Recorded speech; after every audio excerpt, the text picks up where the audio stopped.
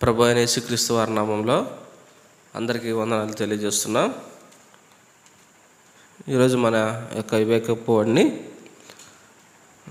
ప్రార్థన చేసుకొని మనం ప్రారంభించుకుంటాం. ప్రార్థన.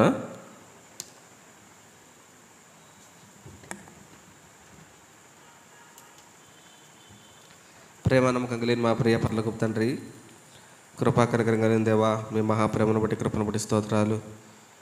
సర్వశక్తివంతుడా, సమస్తమునకు ఆధారభూతుడా, ఆదియో అంతములైన దేవా, మారని మార్పు చెందిన దేవా, మహాకాశంలో పట్టుజాలని దేవా, మీకు స్తోత్రాలు. మరొకసారి నన్ను సజీవంగా ఉంచి మీ పాద సన్నిధిలో చేర్చి ప్రభా మిమ్మల్ని స్తుతించి గణపరిచే భాగ్యం ఇచ్చినందుకే మీ స్తోత్రాలు. ఈ దినం చూడాలని ఎంతో మంది ఆశించినప్పటికీ ప్రభా చూడలేక మరణించిన వారుగా ఉన్నారు. మీరైతే ప్రభా మీ కృపలో జ్ఞాపకం చేసుకొని మరొక దినాన్ని నా జీవితంలో పొడిగించి మీ సన్నిధిలో నా తండ్రి మిమ్మల్ని స్తుతించే గొప్ప భాగ్యం ఇచ్చినందుకు మీకు ఎంతో వందనాలు ప్రభా.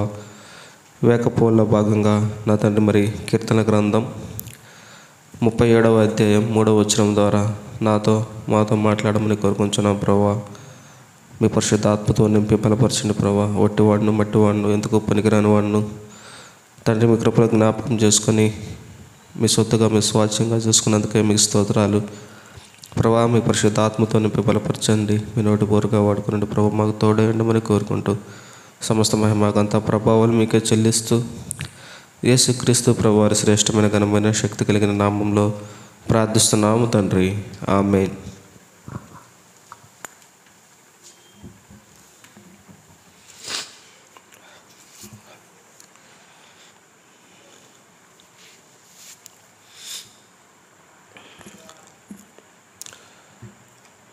కీర్తనల గ్రంథం 37వ అధ్యాయం 3వ వచనాన్ని చదువుకుంటాం. ఈరోజు మన సార్వత్రిక సంఘ వాగ్దానం కీర్తన గ్రంథం 37వ అధ్యాయం 3వ వచనం. యెహోవా యందు నమ్మిక ఉంచి మేలు చేయము, దేశమందు నివసించి సత్యమును అనుసరించుము. ఈ యొక్క వాక్యాన్ని ఈ వాక్యం ద్వారా ప్రభు మనతో మాట్లాడను గాక. యెహోవా యందు నమ్మిక ఉంచి మేలు చేయము, దేశమందు నివసించి సత్యమును అనుసరించము. ఈ యొక్క అధ్యాయం చూసినట్లయితే దావీదు ఈ యొక్క అధ్యాయాన్ని వ్రాస్తూ వచ్చాడు. మనం చూసినట్లయితే ఇది ఒక ప్రశస్తమైన కీర్తనగా మనం చెప్పుకోవచ్చు. దావీదు తన యొక్క వృద్ధాప్యంలో తను ముసలివాడిగా ఉన్నప్పుడు ఈ యొక్క అధ్యాయాన్ని వ్రాస్తూ వచ్చాడు. మనం చూసినట్లయితే 25వ వచనంలో నేను చిన్నవాడిన ఇంటిని ఇప్పుడు ముసలివాడినై ఉన్నాను అని ఈ యొక్క 25వ వచనంలో మనం చూస్తూ ఉన్నాం. మనం చూసినట్లయితే తన వృద్ధాప్యంలో ఉన్నప్పుడు దావీదు యొక్క కీర్తనను వ్రాస్తూ వచ్చాడు. చూసినట్లయితే ఈ యొక్క అధ్యాయంలో అంటే మనం చూసినట్లయితే దుర్మార్గులు వర్ధిల్లటం, విజయాల వెంట విజయాలు సాధించటం అనేది మనం చూడవచ్చు. ఎవరంటే వాళ్ళు దుర్మార్గులు, దుష్టులు, అవినీతిపరులు, వీళ్ళందరూ కూడా ఎలా ఉన్నారంటే వర్ధిల్లుతూ ఉన్నారు. వాళ్ళకి విజయం వెంట విజయం వారికి వస్తూ ఉంది. ఎవరికంట? దుర్మార్గులకి, దుష్టులకి. వాళ్ళకి అంటే మనం చూసినట్లయితే వాళ్ళకి విజయాలు వస్తున్నాయి, కానీ దేవుని ప్రజలు, దేవుని యందు విశ్వాసం ఉంచిన వారు విజయాలు రావట్లా. ఎందుకంటే దేవుని యొక్క మార్గంలో ఉండకపోవట కారణాన్ని బట్టి, దేవుని యొక్క సత్యాన్ని ఎరగక ఇంకా ఏం చేస్తున్నారు? అసత్యంలోనే జీవిస్తూ దేవుని నమ్మామని, మన దేవుణ్ణి పూజిస్తున్నామని చెప్తున్నారు, కానీ నిజమైన విశ్వాసంతో దేవుణ్ణి వెంబడించేవారుగా ఈ దినాల్లో విశ్వాసులు ఉండలేకపోతున్నారు. కాబట్టి ఏం చేస్తున్నారంటే దుష్టుని సంబంధులు, అపవాది సంబంధులు ఎలాగ ఉన్నారంటే వాళ్ళు వర్ధిల్లుతున్నారు, వాళ్ళు వర్ధిల్లేవారుగా ఉన్నారు, వారు విజయం సాధించేవారుగా ఉన్నాడు. ఒక విశ్వాసి పడిపోయేవాడుగా ఉన్నాడు, విజయం లేదు, ఓటమి. ఎందుకు ఓటమి పాలవుతున్నారంటే దేవుని పైన సరైన విశ్వాసం లేకుండా, దేవుణ్ణి అడగకుండా, దేవుని చిత్తాన్ని ఎరగకుండా తన ఇష్టానుసారంగా జీవించట కారణాన్ని బట్టి అలాగా పడిపోయేవారుగా ఉన్నారు. మనం చూసినట్లయితే అలా పడిపోయినప్పుడు ఇంకా మనం ఆ యొక్క దుష్టుని సంతానం చూసినట్లయితే అపవాది సంతానం, ఆ యొక్క దుర్మార్గులు వర్ధిల్లుట చూసి ఎలాగున్నామంటే మనం వ్యసన పడేవారంగా, ఉండేవారంగా ఉంటూ ఉన్నాం. అసూయ, వ్యసనం మనలో ఉంటూ ఉంది. అందుకే ఈ యొక్క అధ్యాయంలో కూడా దుష్టుని యొక్క సంతానం ఎలాగూ వర్ధిల్లుతుంది అనే విషయాల్లో కనపడుతూ ఉంటాయి. అయితే యెహోవా యందు భయభక్తులు కలిగిన వారు ఎలాగుంటారంటే, యెహోవా యందు భయభక్తులు కలిగిన వారు అంతకంతకు వర్ధిల్లేటటువంటి వారుగా ఉన్నారు. మనం చూసినట్లయితే దేవుని నమ్ముకున్న వారు కానీ, దేవునిపై విశ్వాసం ఉంచిన వారు కానీ, అంటే నీతిమంతులు విడవబడుట కానీ, వారి యొక్క సంతానం భిక్షమెత్తుట కానీ నేను చూసి ఉండలేదు అని ఇక్కడ దావీదు మహారాజు 25వ వచనంలో మాట్లాడుతున్నాడు. అంటే దుష్టులు వర్ధిల్లుచున్నప్పటికీ కూడా వారి యందు నువ్వు వ్యసన పడకము. వారిని చూసి అసూయ పడవద్దు, వ్యసన పడవద్దు. వాళ్ళు అలాగే విస్తరిస్తున్నారు, వాళ్ళు అలాగే విజయం సాధిస్తున్నారు, వాళ్ళు బాగా సంపాదిస్తున్నారని చెప్పేసి వాళ్ళని చూసి మనం వ్యసన పడకూడదనే విషయాలు కూడా ఈ యొక్క అధ్యాయంలో వ్రాస్తూ ఉన్నారు. మనం చూసినట్లయితే చాలామంది కూడా ఇలాగూ కంగారు పడేవారుగా ఉన్నారు. అద్భుతమైనటువంటి మనం చూసినట్లయితే కంగారు పడతారు. వారిని చూసి కంగారు పడేవారుగా ఉన్నారు. దుర్మార్గులు వర్ధిల్లటం ఈ యొక్క కీర్తనలో మనం చూడవచ్చు. అయితే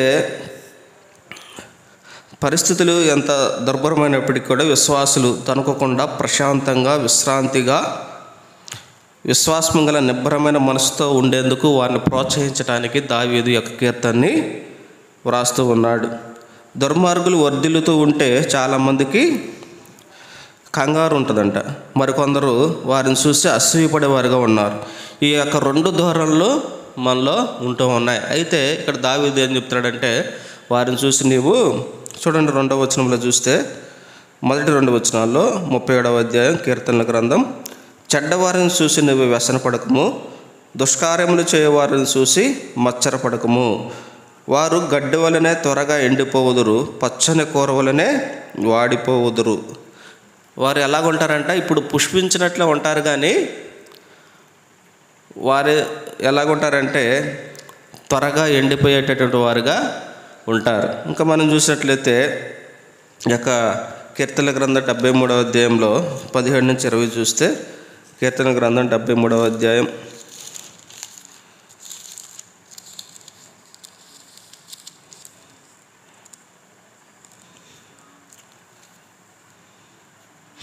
17వ వచనం నుంచి చూద్దాం. నేను దేవుని పరిశుద్ధ స్థలములోకి పోయి వారి అంతమును గురించి ధ్యానించే వరకు ఆ సంగతి నాకు ఆయాసకరంగా ఉండెను.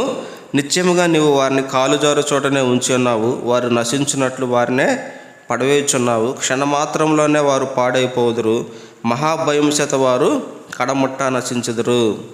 ఇక్కడ చూసినట్లయితే ఎలాగంట,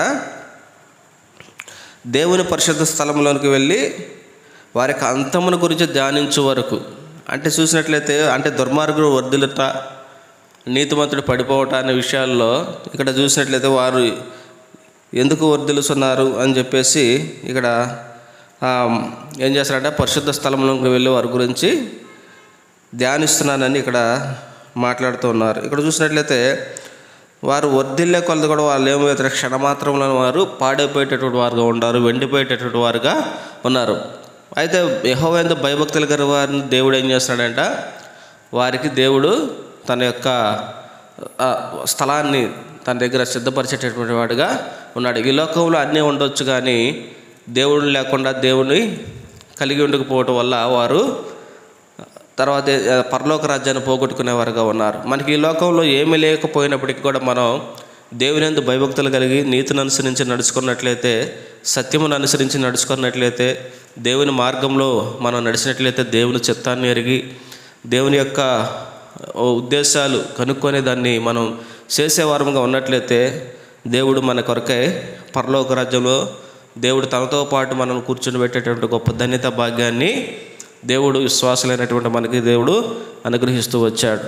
భక్తిహీనులు మనం ఈ లోకంలో వర్ధిల్లకపోయినప్పటికీ మనకు ఆస్తి లేదు, అంతస్తు లేదు, అందం లేదు, ఇంకా చూసినట్లయితే మనకి ఎలాంటి ఐశ్వర్యం లేకపోయినప్పటికి కూడా మనకి ఎవరున్నారంట, నిజ దేవుడు, సృష్టికర్త అయిన దేవుడు, తర్వాత మనల్ని ఈ లోకం విడిచిన తర్వాత పరలోక రాజ్యానికి తీసుకెళ్ళేటటువంటి మార్గం యేసుక్రీస్తు ప్రభు అయినటువంటి వారు మనకి అండగా ఉంటూ వచ్చారు.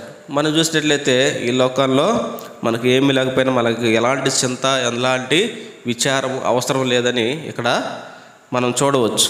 మనం చూసినట్లయితే ఇక్కడ 92వ కీర్తన 7వ వచనంలో కూడా 92వ కీర్తన 7వ వచనంలో చూద్దాం.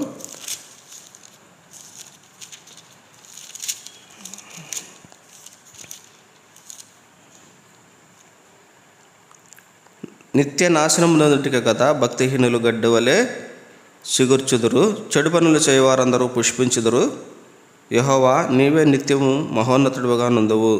ఇక్కడ చూసినట్లయితే నిత్య నాశనం నొందుటికే భక్తిహీనులు ఎలాగ ఉన్నారంట? చిగుర్చేటటువంటి వారుగా ఉన్నారు. చెడు పనులు చేయవారందరూ కూడా ఎలాగ ఉన్నారంట? పుష్పిస్తున్నారు. కానీ వాళ్ళు చివరికి తుదకు వాళ్ళు ఏమైపోతారంటే నిత్య నాశనానికి వారు వెళ్ళేటటువంటి వారుగా ఉన్నారు, ఎండిపోయేటటువంటి వారుగా ఉన్నారు, నిత్య నరకాగ్నికి వెళ్ళిపోయేటటువంటి వారుగా వారు ఉన్నారు.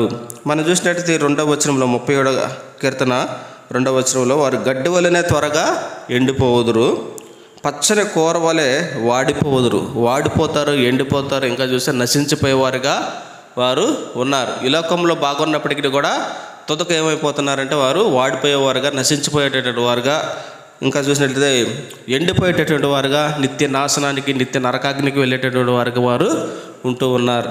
కాబట్టి దేని గురించి మీరు చింతించకూడని ఇక్కడ బైబిల్ గ్రంథంలో సెలవిస్తుంది. ప్రతి విషయంలో కూడా మనకి ఏ చింత కూడా అసలు ఏం తిందవా, ఏమి ధరించవా అనేది చింత మనకి అవసరం. మన గురించి ఎవరు చింతిస్తున్నారంట? యేసుక్రీస్తు ప్రభువారే మన కొరకు ఆయన చింతిస్తున్నాడు. కాబట్టి మన చింత యావత్తు కూడా ఆయన మీద మనం వేసేవారంగా ఉండాలి. మనకి ఎలాంటి చింత అవసరం లేదు. దేవుడు మన ప్రతి ఒక్కరు మన ఎరిగిన దేవుడుగా ఉన్నాడు. మనకి ఎప్పుడు ఏది అవసరమో దేవుడు మనకి అనుగ్రహించేటటువంటి వాడుగా ఉన్నాడు. కాకపోతే మనం ఏం చేయాలంటే దేవుణ్ణి అనుసరించి, దేవుని యందు భయభక్తులు కలిగి, సత్యము కలిగి జీవించే వారంగా ఉండాలి. మనం చూసినట్లయితే యెహోవా యందు నమ్మిక ఉంచి మేలు చేయుము, దేశమందు నివసించే సత్యమును అనుసరించి, దేశమందు నివసించి మనం ఏం చేయాలి? సత్యమును అనుసరించి నడుచుకున్నట్లయితే దేవుడు మనల్ని ఆశీర్వదించేటటువంటి వాడుగా ఉన్నాడు. మనకి ఏ కొదువ కూడా ఆయన చేసేవాడు కాదు. మనకి ఎప్పుడు ఏ అవసరం ఉన్నా దేవుడిని అడిగినప్పుడు దేవుడు మనకి అనుగ్రహించేటటువంటి వాడుగా ఉన్నాడు. మన అక్కర్లన్నీ దేవుడిని ఎరిగిన వాడుగా ఉన్నాడు. మన ఆలోచనలు పుట్టకమునిపై ఆయనకు తెలుసు. మనకి ఎప్పుడు ఏది అవసరమో దేవుడు కూడా తెలుసు. నీకు ఎప్పుడు ఏది ఇవ్వాలో కూడా దేవుడికి తెలుసు. కాబట్టి భక్తిహీనులు పుష్పిస్తున్నారని చెప్పి వాళ్ళు వర్ధిస్తున్నారు, వాళ్ళు విజయం వస్తుందని చెప్పి వారి గురించి మనం వ్యసన పడకూడదు. వారి గురించి ఏం చేయకూడదు? వ్యసన పడకూడదు. వారి గురించి మనం ఆయాసపడకూడదు. ఎట్లాగా మనం చూసినట్లయితే అసూయ పడకూడదు అని ఇక్కడ బైబిల్ గ్రంథం మనకి సెలవిస్తూ ఉంది. ఇంకా మనం చూస్తే చూడండి 4వ వచనం కూడా చదువుదాం. యెహోవాను బట్టి సంతోషించుము, ఆయన నీ హృదయ వాంఛలను తీర్చును. దేవుని బట్టి మనం సంతోషించే వారంగా ఉండాలి. దేవుడు మన హృదయ యొక్క వాంఛలు తీర్చేవాడుగా ఉంటూ ఉన్నాడు. దేవుని యందు భయభక్తులు కలిగి దేవుని మనం అడిగినట్లయితే దేవుడు మన హృదయ వాంఛలను, మన కోరికలని ఆయన తీర్చేవాడుగా ఉండాలి. కీర్తన గ్రంథం 25:4వ వచనంలో చూస్తే ఏమంటున్నాడు అక్కడ? నీ కోరికను సిద్ధింపజేసి నీ ఆలోచన యావత్తును సఫలపరిచితనని దేవుడు సెలవిస్తూ ఉన్నాడు. దేవుడి యొక్క ఉద్దేశాలు మన విషయంలో సఫలమవ్వాలంటే, దేవుని దగ్గర నుంచి మనం ఆశీర్వాదాలు పొందుకోవాలంటే, ఇంకా మనం చూసినట్లయితే మనం వర్ధిల్లాలంటే మనం ఏం చేయాలండి? దేవుని యందు భయభక్తులు కలిగిన వారంగా ఉండాలి. దేవుని యొక్క చిత్తాన్ని ఎరిగిన వారంగా ఉండాలి. సత్యమును అనుసరించి నడుచుకునే వారంగా ఉండాలి. అప్పుడు మాత్రమే దేవుని వద్ద నుంచి మనకి ఆ సహాయం అనేది వచ్చేదిగా ఉంది. మన ఇష్టానుసారంగా జీవిస్తూ, చెడు మార్గాల్లో వెళ్తూ, చెడు పనులు చేస్తూ, ఇంకా దేవుని మనం అడిగితే దేవుడు మనకి ఏది కూడా ఎవడు, మన ప్రార్థన దేవుని దగ్గరకు కూడా వెళ్ళదు. ఆ కారణాన్ని బట్టి చాలామంది ఏం చేస్తారంటే దేవుని ప్రార్థిస్తారు కానీ మరి దేవుని దగ్గర నుంచి మాకు జవాబు రావట్లేదు అనుకుంటారు. ఎందుకంటే మనసులో 2 రకాలైనటువంటి భావాలు మనం చూసినట్లయితే దేవుణ్ణి ప్రార్థిస్తున్నాం, ఇంకా అవిశ్వాసంతో, ఇంకా చూసినట్లయితే అసూయ, కలహాలు, ఇంకా చూస్తే కోపము, ఇంకా చూస్తే ఇంకా పాపము మనలో నివసిస్తూ ఉంటాయి. కానీ దేవుని దగ్గర ప్రభువా నాకు అది కావాలి, ఇది కావాలని అడుగుతాం, కానీ ఎలాంటి ఫలితం మనకి ఉండదు. కాబట్టి ఇక్కడ మనం ఏం చేయాలంట? దేవుని యందు భయభక్తులు కలిసి సత్యం అనుసరించి నడుచుకోవాలని ఇక్కడ మనం చూడవచ్చు. ఇంకా మనం చూసినట్లయితే చూడండి, మత్తయి సువార్తలో చూద్దాం. మత్తయి సువార్త 6వ అధ్యాయంలో మనం చూసినట్లయితే ఇక్కడ ఒక మాట చూడవచ్చు.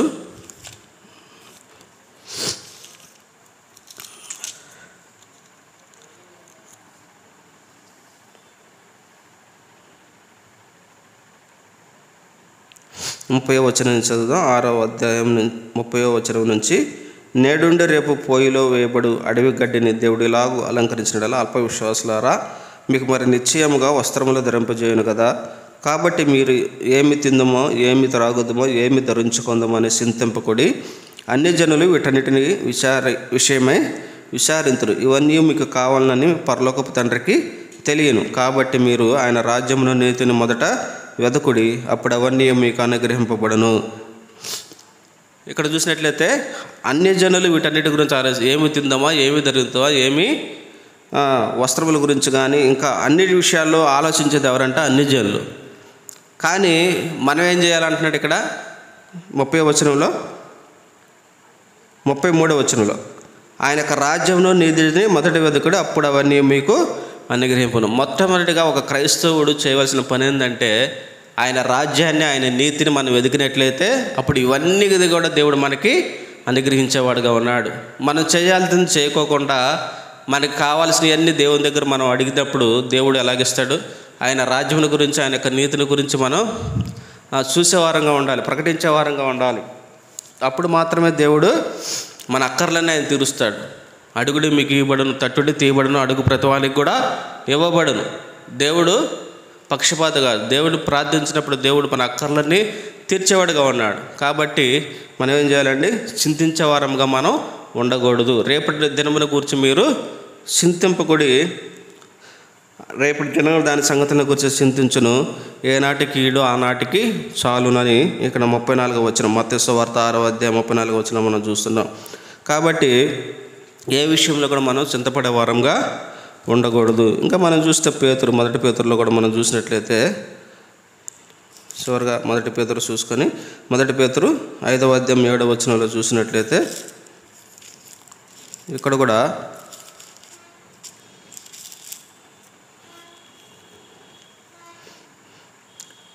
గనుక ఆయన మిమ్మల్ని గురించి చింతించుతున్నాడు గనుక మీ చింత యావత్తు ఆయన మీద వేయుడి.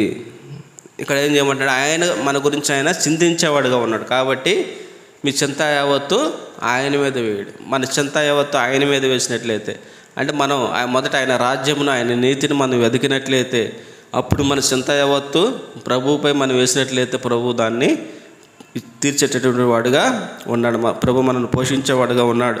ఇక్కడ మనం చూసాం కదా, కీర్తన గ్రంథం 37వ అధ్యాయంలో, నీతిమంతుని పిల్లలు భిక్షమెత్తుకొనట నేను ఎప్పుడు కూడా చూడలేదని దావీదు అక్కడ వ్రాస్తూ ఉన్నాడు.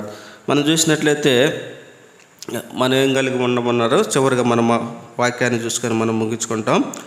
దావీదు కీర్తన 37:3వ వచనం, యెహోవా యందు నమ్మిక ఉంచి మేలు చేయము, దేశమందు నివసించి సత్యమును అనుసరించము.